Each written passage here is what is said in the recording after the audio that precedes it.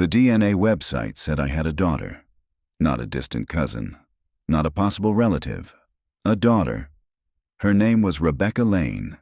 She was 43 years old, 6 years older than the son who had given me the test for my 65th birthday. I was still staring at the words parent/child when a message appeared beneath the match. It had been sent 12 minutes earlier. If you are Daniel Mercer, please do not contact me unless you are finally prepared to explain why you abandoned my mother before I was born. I read it 3 times. Then I saw the name she had entered for her mother, Laura Bennett. I had not heard that name in 44 years, and until that moment, I had never known she was pregnant. My son Nathan had given me the DNA kit as a joke. We were sitting at my kitchen table outside Dayton, Ohio, with a grocery store cake between us and enough candles to set off the smoke alarm. Nathan handed me a narrow white box and said it was time to find out whether the Mercer family was responsible for my bad knees. I already know who my family is, I told him. Then you have nothing to worry about. My wife, Ellen, had died 4 years earlier. Since then, Nathan had made a point of coming by every Sunday, even when I told him he had his own life to live. That birthday, it was just the 2 of us. I took the test mostly because he had paid for it and because refusing would have made the gift feel heavier than it was. 5 weeks later, the results arrived while I was eating breakfast before my shift at the city bus garage. I had worked there since I was 22. These days, I trained younger mechanics more often than I crawled under engines, but I still started at 6:30 every morning. I understood worn bearings, bad wiring, and the 1,000 ordinary failures that could stop a 40,000-pound machine. I did not understand how a stranger could appear on a screen and erase the shape of my life before my coffee went cold. I called Nathan. He answered on the 4th ring. "Dad, is everything okay?" That test found someone. He laughed softly. "What, a cousin in Ireland?" "A daughter." The line went quiet. "Did you say daughter?" 43 years old. Nathan did the math. I heard it happen in his silence. "Before Mom?" "Before I met your mother." "Did you know?" That question hurt, even though he had every right to ask it. "No." "Are you sure the match is right?" "It says parent and child." "Send me a screenshot. Don't answer anything yet." I almost told him I did not need instructions from my 37-year-old son. Then I looked again at Rebecca's message. She already believed I had left her once. A careless reply could make it look as though I were doing it again. I sent Nathan the screenshot and called the garage to say I would be late. Then I opened a blank message. I wrote 4 different versions and deleted all of them. The 5th was only 3 sentences. "My name is Daniel Mercer. I knew Laura Bennett in 1981, but I did not know she was pregnant, and I did not know you existed. I understand why you may not believe that, but I am prepared to answer any question you want to ask." I pressed send. Rebecca replied that afternoon. Her message contained no greeting, only an attachment and 1 sentence. "Then explain this." The attachment was a photograph of a yellowed sheet of notebook paper. "Laura, I have a future here and I am not giving it up. Do not come back and do not contact my family again. Whatever happens with the baby is your responsibility. Dan." For a few seconds, anger pushed everything else aside. The note was cruel. It was also not mine. I have printed in block letters my entire life because my grade school teachers gave up trying to read my cursive. The note was written in a narrow right-leaning hand. Even the name Dan looked wrong. Nobody called me Dan back then. Laura called me Danny, and everyone else called me Daniel. I typed that explanation. Rebecca answered 2 minutes later. "My mother kept this for 43 years. She recognized your handwriting." I looked more closely at the photograph. The bottom edge of the paper was torn. Behind it, I could see part of an envelope with a red postal stamp. I asked her to send a picture of the envelope. She did not respond. By the next morning, her profile had disappeared from my match list. I assumed she had blocked me. Nathan came to my house after work. He put his laptop on the kitchen table, opened the screenshot I had sent him, and enlarged the line beneath Rebecca's name. "She didn't block you," he said. She changed her privacy settings. The match is still in your downloaded report. That's supposed to make me feel better? No, but it means she didn't delete the result. He read the photograph of the note without speaking. That isn't your handwriting. You know that. She doesn't. Who would write it? I had been asking myself the same question all day. In the spring of 1981, Laura and I had been together for 10 months. I was 21, taking every temporary repair job I could find while I waited to hear about an apprenticeship at the transit garage. Laura worked at a photo counter inside a drugstore and wanted to move somewhere big enough that people did not know her parents' mistakes before they knew her. My mother did not like her. Ruth Mercer rarely said anything directly. She preferred warnings disguised as questions. Did Laura really need to spend so much on film? Why did a girl her age want to leave Ohio so badly? Was I certain she would stay once life became difficult?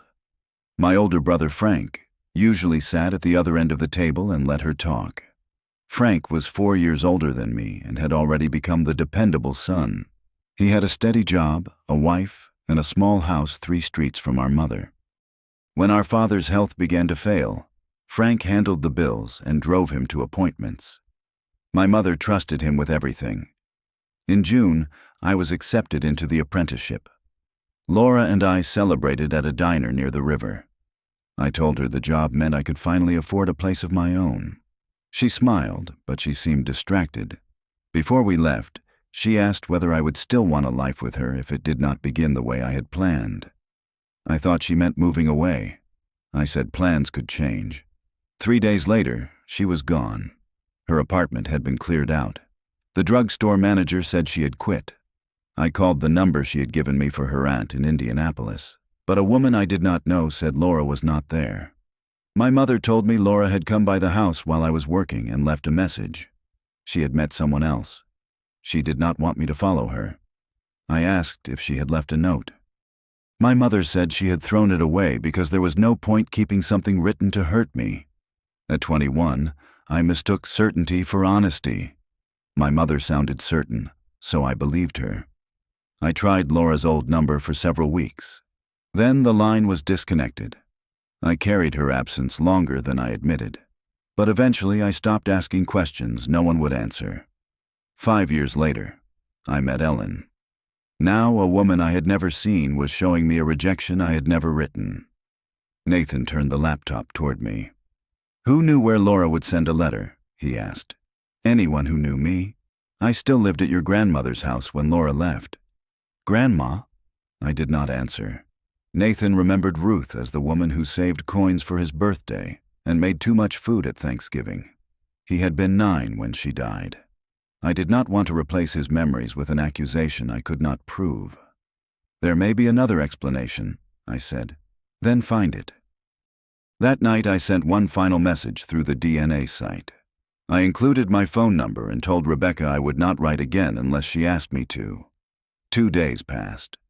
At 7:10 on Friday evening, my phone rang from an Indiana number. Is this Daniel?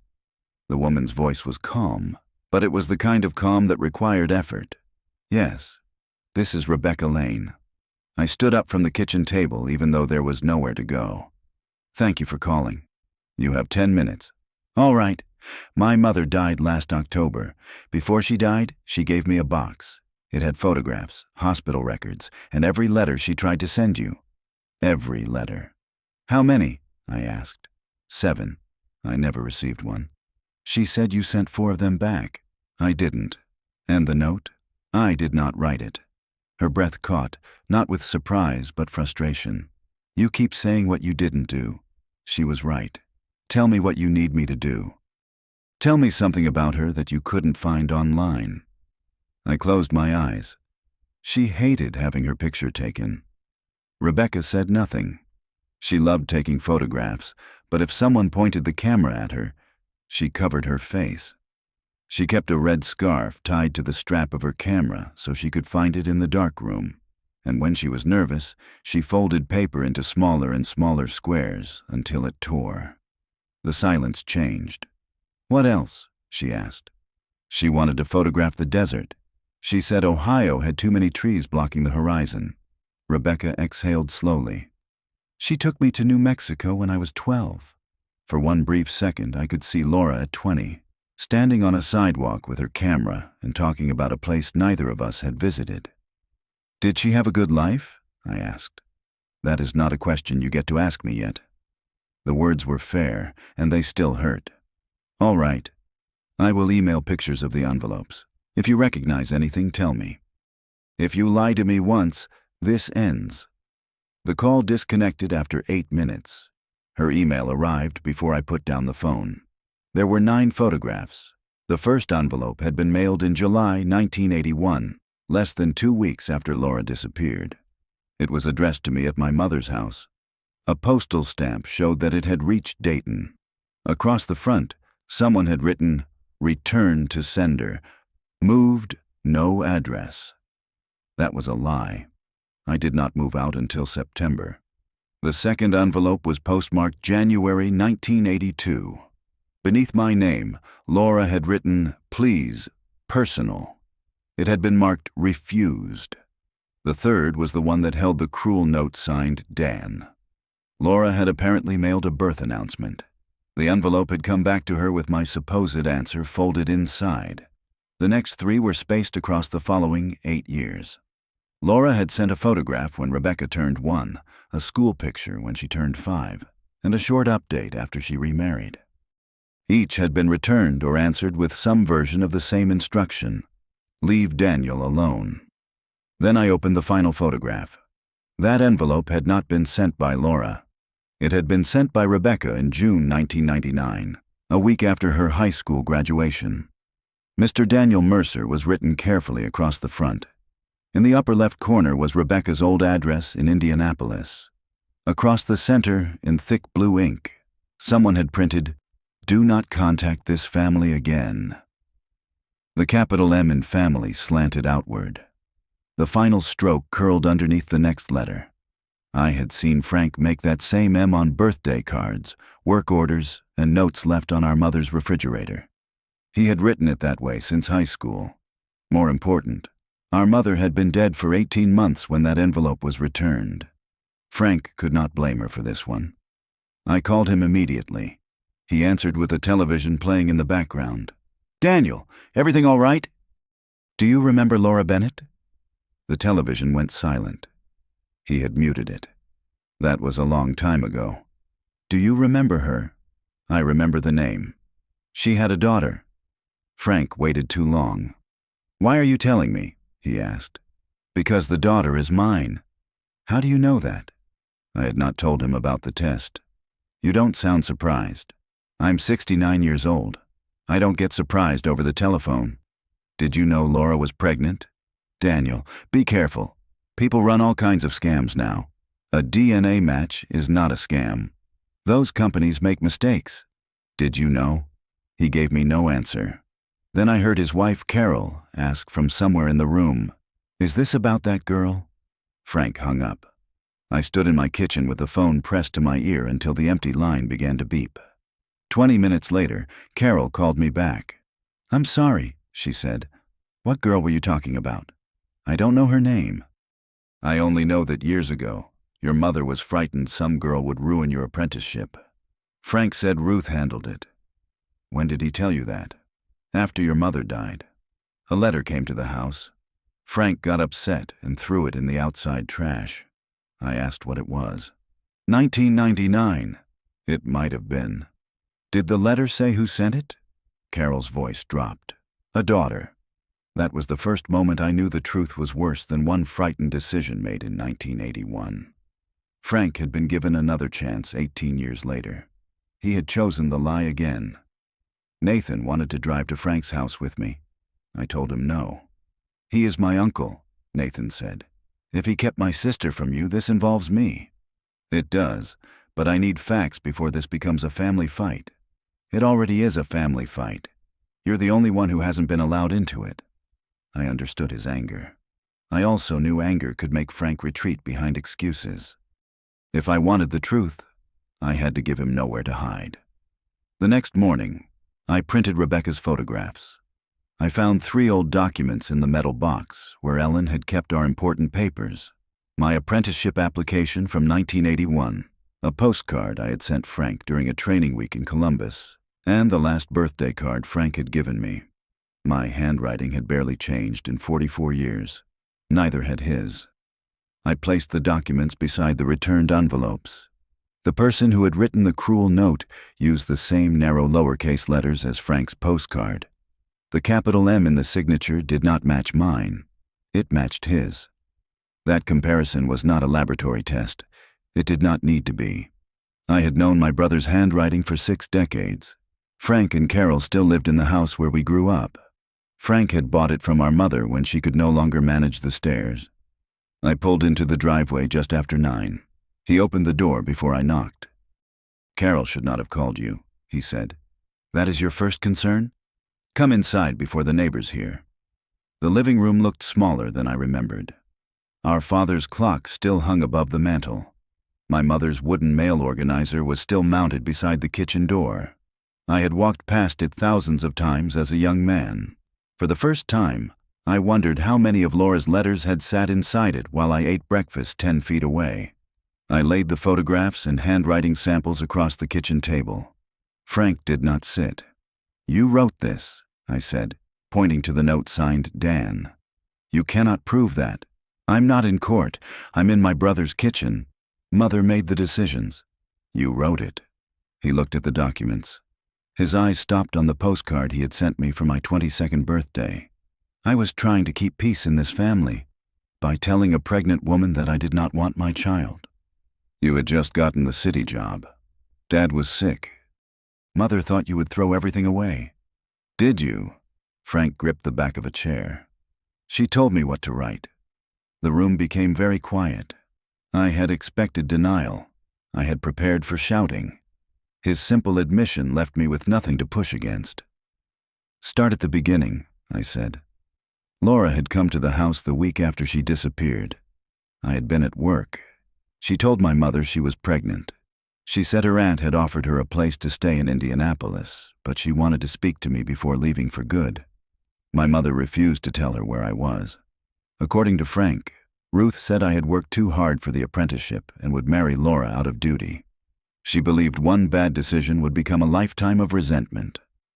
Laura left a folded letter for me. My mother opened it. Then she burned it in the kitchen sink. "Where were you?" I asked. "Right here." "You watched her do it?" Frank nodded. And when Laura wrote again, Mother returned the first letter. "The next one?" I did. He finally sat down. "She said Laura would keep trying unless the answer came from you. She dictated the note. I copied it. You signed my name. I was 25. Dad was in and out of the hospital. Mother was barely sleeping. I did what she asked." "You were old enough to know it was wrong." "Yes." The word came out so quietly that it stopped the next accusation in my throat. "Did you know when Rebecca was born?" The announcement had a date. January 26th, 1982.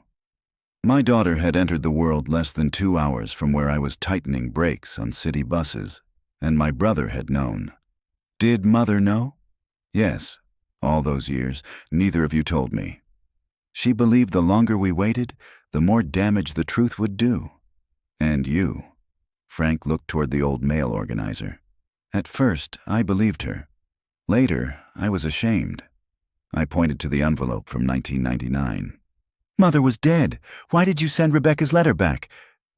Frank rubbed both hands over his face. "You and Ellen were doing well. Nathan was 11. I imagined showing up at your house and telling you that Mother and I had hidden a daughter from you for 18 years. So you hid her for 25 more. I told myself she had a family. Carol said the letter did not ask for money. She only wanted medical history and one conversation. That somehow made it worse. Why? Because I could not pretend she was trying to cause trouble. She sounded like a decent kid." He opened a drawer beneath the old telephone shelf and removed a small brass key. Then he walked into the garage. I followed him to a gray filing cabinet beneath the workbench. The bottom drawer stuck halfway. Frank pulled harder until it opened. Inside was a thin brown folder. My name was written across the tab in our mother's handwriting. There were no magical legal papers inside. No secret will and no confession prepared for the day the truth came out. There were only ordinary things that should have reached me. A photograph of Laura holding a newborn wrapped in a yellow blanket. A school portrait of Rebecca at 5. A copy of the birth announcement. And the letter Rebecca had written after graduation. Frank had taken it from the envelope before sending the envelope back. I unfolded it at his workbench. "Mr. Mercer, my name is Rebecca. My mother says you are my biological father. I do not need money, and I am not trying to interfere with your family. I am graduating this month, and the medical history form for college has an entire side I cannot fill out. I would also like to know whether you ever saw my picture. If you did and chose not to answer, I will accept that. I only want the answer to come from you." I sat down on the step leading into the kitchen. For 25 years, that letter had been less than 30 feet from the room where my family celebrated Christmas. "Why did you keep it?" I asked. Frank stayed beside the cabinet, because throwing it away felt worse. Keeping it did nothing for her. I know. It did nothing for me. I know. I looked at the photograph of the 5-year-old girl. She had Laura's eyes and my father's dimple in her left cheek. "You are going to tell her," I said. Frank shook his head immediately. "She will think I'm a monster. She already thinks I abandoned her. Daniel, you used my name to do this. You do not get to protect yours now." He stared at me for a long time. Then he asked what I wanted him to say. "The truth, in your own words, every date you remember. No excuses about Mother, no excuses about Dad. Tell her what you did, and tell her I did not know." Carol brought a yellow legal pad to the table. Frank sat down and began to write. It took him almost 2 hours. Twice, he tried to soften a sentence. Twice, I made him start it again. When he finished, he signed his full name and dated every page. Carol added a short statement about the 1999 letter and signed beneath it. I photographed the pages but kept the originals in the folder. Before I left, Frank asked whether this meant I never wanted to see him again. "Today is not about what you want from me," I said. It was the same lesson Rebecca had been forced to teach me on the phone. At home, I arranged the evidence in order. First, the DNA result. Then the returned envelopes. Then my 1981 apprenticeship papers and Frank's old postcard, so Rebecca could compare our handwriting herself. Then her graduation letter, which I photographed front and back. Finally, Frank's statement. I wrote Rebecca an email. It was the longest message I had ever typed, but I did not ask her to call me Dad. I did not ask her to forgive me. I did not tell her how much I had already lost, because the years had been taken from her too. I told her exactly what I had done after Laura disappeared. I had called the apartment. I had called the aunt's number. I had asked my mother for the note. Then I had believed the easiest available explanation. I wrote one paragraph that was harder than all the others. I did not know about you. That is the truth. But I also did not search for your mother as long or as hard as I now wish I had. I was young and hurt, and I accepted an answer because it allowed me to stop feeling rejected. I will not claim innocence for the questions I stopped asking. I can only tell you that if I had known there was a child, I would not have stopped. I attached the evidence and pressed send. For 11 days, nothing happened. Nathan called every evening. Has she answered? No. Are you going to follow up? No. What if she never writes? Then I respect that. It was the only power I could return to her, the right to decide what happened next. On the 12th morning, I received an email with the subject line, "One meeting." Rebecca chose a small restaurant outside Indianapolis. She gave me a date and a time. She asked me to come alone and not bring Frank. The final line said, "I am willing to hear you. That is not the same as believing you yet." I arrived 20 minutes early. Rebecca was already there. I recognized her before she stood. The DNA result had included a small profile photograph. But that was not why. She folded the paper wrapper from her straw into smaller and smaller squares while she waited. Just like Laura. "Hello, Rebecca." "Daniel." We shook hands. She was 43, but for one disorienting second, I saw every age I had missed. The baby in the yellow blanket. The girl in the school portrait. The graduate asking whether I had ever seen her picture. I placed the brown folder on the seat beside me. I brought the originals. You can take them. Not yet. She had prepared questions in a small notebook.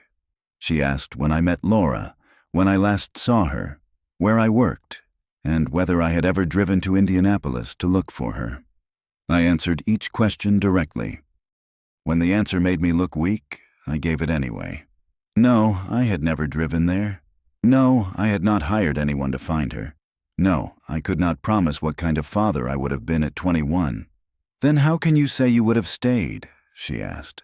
I can't prove a life I never got the chance to live. That sounds convenient. It is the opposite. I want to tell you I would have done everything right. But that would be another story designed to make me feel better. She closed the notebook. My mother waited for you. I said nothing. At first, she believed the letters had been returned because you moved. Then that note came. She carried it in her wallet until the fold wore through. I'm sorry.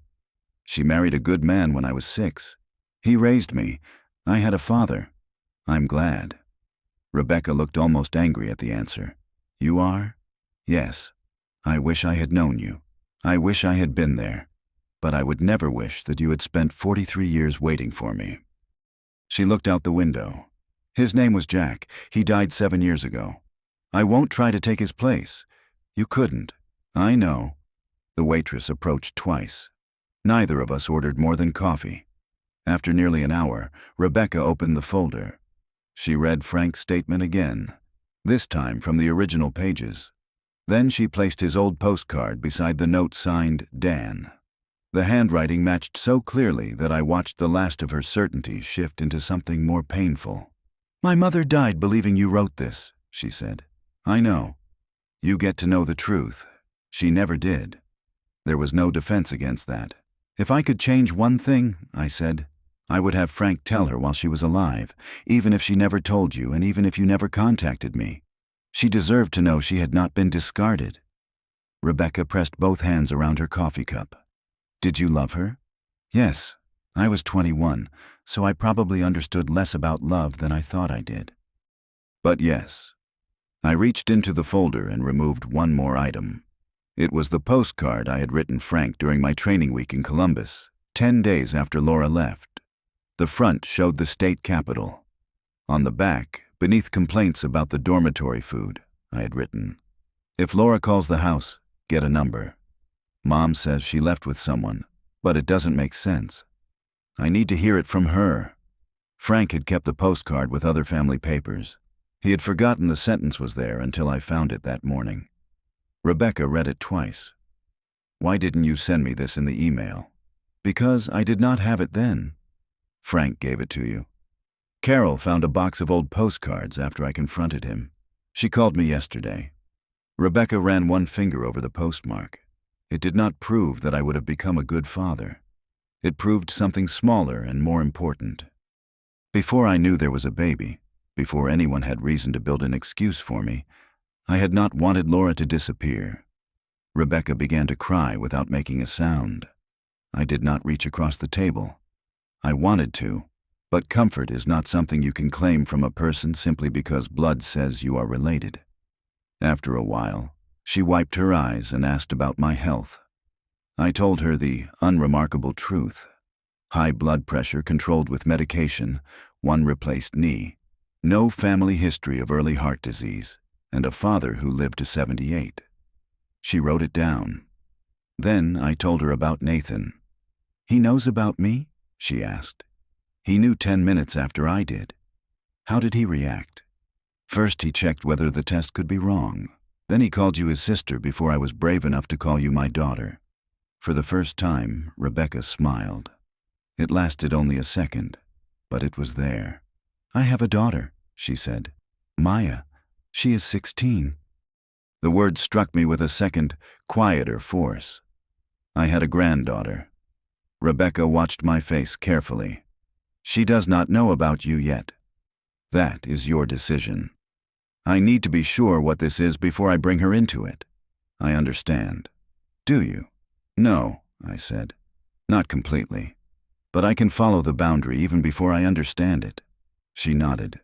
We had been at the table for almost 2 hours when she stood. I expected another handshake. Instead, she pushed the brown folder toward me. Keep it for now. My chest tightened. Does that mean you don't want? It means I don't want to decide everything today. She put on her coat. There is a coffee shop halfway between here and Dayton. I pass it when I visit a client in Richmond. I waited. I'll be there next month on the second Tuesday, she said. If you want to meet again. I do. She looked at me for a long moment. Then bring a photograph of yourself at 21. I want to see the man my mother remembered. That was all she offered. It was more than I had expected. The second Tuesday became the first Tuesday. Then, sometimes, a Sunday afternoon. Rebecca did not call me Dad. I did not ask her to. For the first few months, we stayed with facts. Her childhood, my years at the garage, Laura's photographs, Ellen and Nathan. The ordinary details that should have accumulated naturally across 4 decades had to be placed carefully between us, one meeting at a time. Nathan met her in November. They spent the first 15 minutes staring at each other and the next 2 hours discovering that they both hated mayonnaise, kept emergency tools in their cars, and became quiet when they were angry. Rebecca laughed more easily with him than she did with me. I was grateful, not jealous. She told Maya about us after Christmas. I did not meet my granddaughter until spring, and when I did, Rebecca introduced me as Daniel, her biological father. That was honest. At that point, honesty was more valuable than any title. Frank wrote Rebecca an apology. She has not answered it. I told him that decision belongs to her. My relationship with my brother is not repaired. We speak when necessary. Maybe one day that will change, maybe it will not. Regret does not create an obligation in the people it injured.